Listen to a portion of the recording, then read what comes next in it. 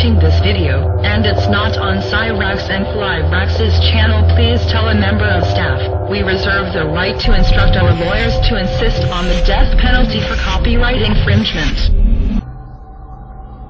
The next step after the Vril flying saucers was the Haunbeu series of craft. By 1939 the SS had produced the RFC-5, which it called the Haunbeu 1. In August 1939, the machine made its maiden flight, and proved its viability. The early Haunbeu 1 craft, of which 2 prototypes were constructed, were 25 meters in diameter, had a crew of 8, and could achieve the incredible initial velocity of 4,800 kilometers, but at low altitude. Further enhancement enabled the machine to reach 17,000 kilometers. Flight endurance was 18 hours.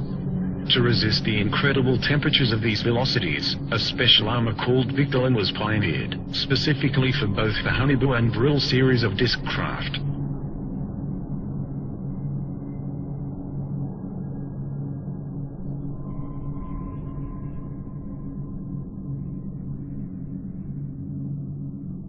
The Haunbeu 1 had a double hull of Victolan. The early models also attempted to test out a rather large experimental gun installation, the twin 60mm KSK strong ray cannon. It has been suggested that the ray from this weapon made it a laser, but it was not. It could transmit a powerful energy burst suitable to pierce up to 4 in of enemy armor.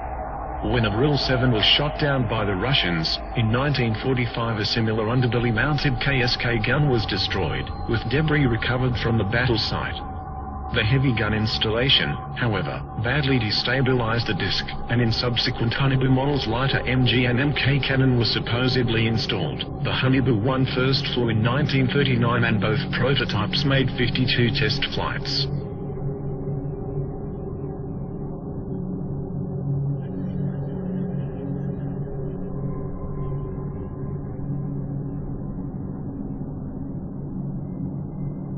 In 1942, the enlarged Haunbeu 2, which was 26 meters diameter, was ready for flight testing.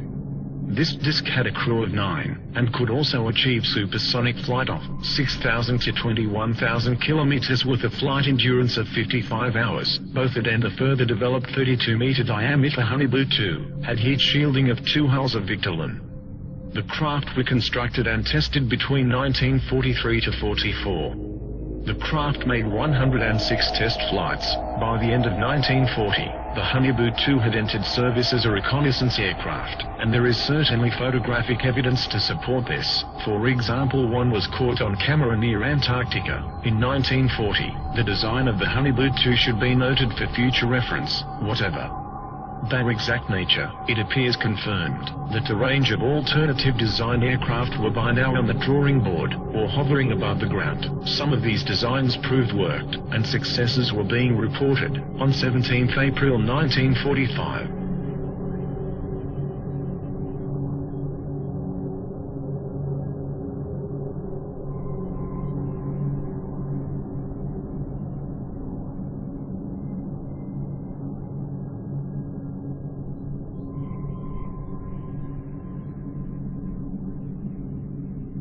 by 1944, the perfected war model, the Haunbeu 3, was tested. 2 prototypes were built. These massive machines, several stories tall, were crewed by 20 men. They were also capable of hypersonic speed beyond 21,000 kilometers. The SS had intended further plans for a 120-meter diameter Haunbeu 4 were in the works, but no such craft is known to have been constructed before the end of the war. However, these new technologies were coming online too late, for the war was already being lost and won. Within months the Allies and Russians had poured into Central Europe. Hitler was thought dead and the war apparently over, and as soon as the war was over, ghost rockets started appearing over Scandinavia, and within 2 years flying saucers were being reported wholesale over mainland United States. It was no coincidence.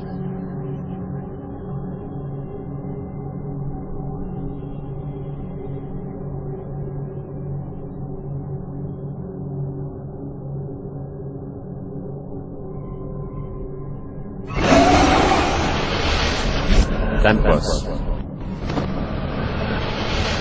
Tempos. Tempos. Tempos.